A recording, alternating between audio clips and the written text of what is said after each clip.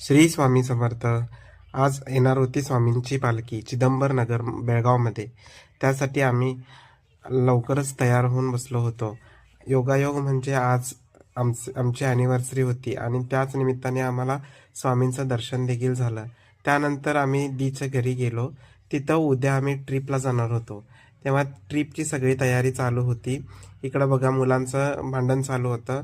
दुसऱ्या दिवशी सकाळी लवकर उठून आम्ही गाडीची वाट बघत होतो. गाडीवाल्याला आम्ही लवकर सांगितलेलं, पण तो खूप वेळ केला. त्यामुळे आम्हाला थोडी वाट बघावी लागली. त्यानंतर गाडी आली. त्यांची पूजा वगैरे करून आम्ही गाडीमध्ये बसून घेतलो. त्यानंतर आमचं एन्जॉयमेंट चालू झालं. सेल्फीज, व्हिडिओज, गाणी लावून डान्स करणे असं सगळं काही चालू होतं. इकडं बघा आम्ही कसं सगळं डान्स वगैरे करतोय. सगळे मनमुरादपणे नाचत वगैरे होतो. मला तेवढा डान्स जमत नाही, पण मी करायचा प्रयत्न करत होतो. ही माझी बायको. हिला तर डान्सबद्दल काही सांगायचंच नाही. त्यानंतर आम्ही पहिल्यांदा पोचलो आंबोलीमध्ये, आंबोली फॉल्सजवळ. तिथं थोडंफार बघून फोटोशूट वगैरे केलं. त्यानंतर आम्ही तिथून निघालो. निघताना थोडी गरमागरम भजी होती. ती भजी आम्ही पार्सल घेतलो आणि आम्ही गाडीत बसूनच ती खात खात खात प्रवासाचा आनंद घेत घाट बघत बघत गेलो.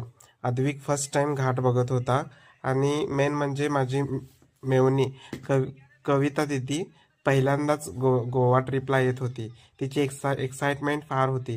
त्यानंतर आम्ही पोचलो रेड्डीमधील माऊली या मंदिरमध्ये.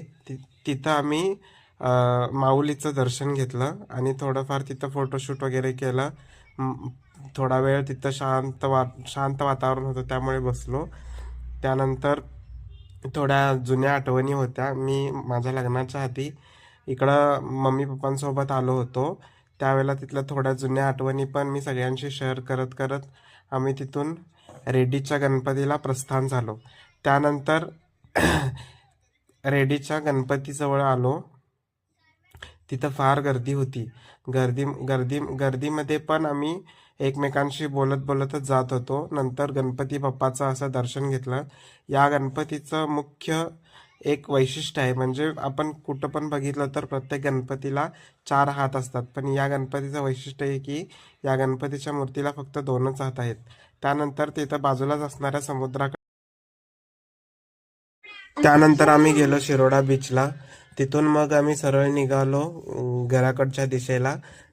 थोडं आम्हाला फिश थाळी खायची होती, त्यामुळे आम्ही सावंतवाडीमध्ये भालेकर मेसमध्ये फिश थाळी खाल्ली. सगळ्यांना जेवण खूप आवडलं.